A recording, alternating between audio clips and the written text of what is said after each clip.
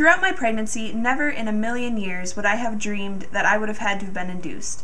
I'd always kind of pictured it going like how it happens on TV, racing to the hospital in the middle of the night, but obviously that wasn't meant to be.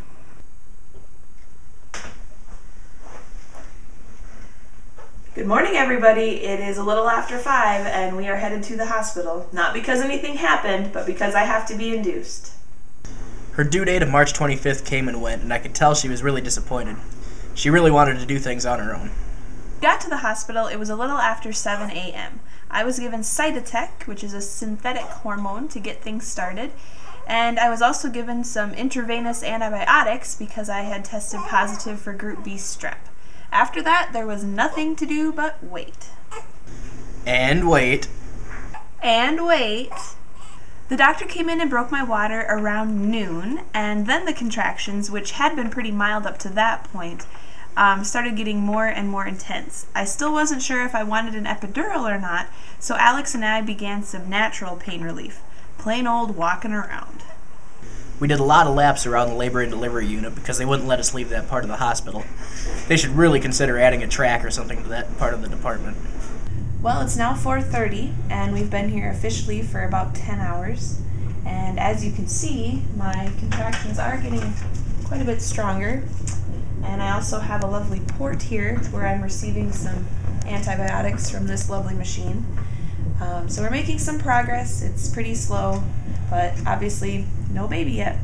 Between the 5 and 6 o'clock hour, I went from 5 centimeters to 8 centimeters dilated. The nurses told me that I could probably expect to be delivered by around 8 o'clock that night. Our parents were super excited, so they left from their houses and headed to Brookings. And I was excited because I was ready for this to be over. But unfortunately, that wasn't quite how it turned out. Things just seemed to stop entirely once she got to 8 centimeters. I could tell the contractions were obviously painful, but it just seemed like we had stopped progress altogether. She sat at 8 centimeters from about 6 o'clock to about 10:30.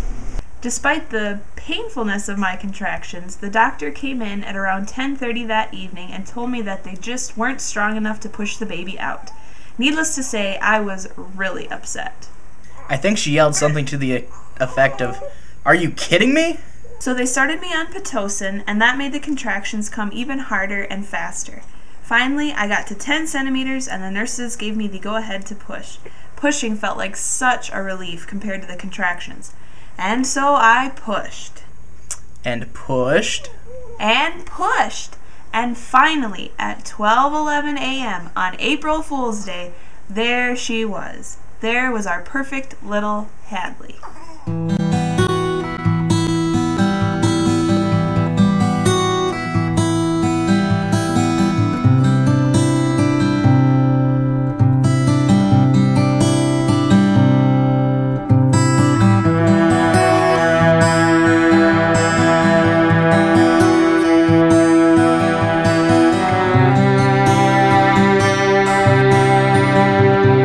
It was honestly the most amazing experience of my life. To know that that entire human being just came out of me was truly awesome and something that I'll never forget, ever.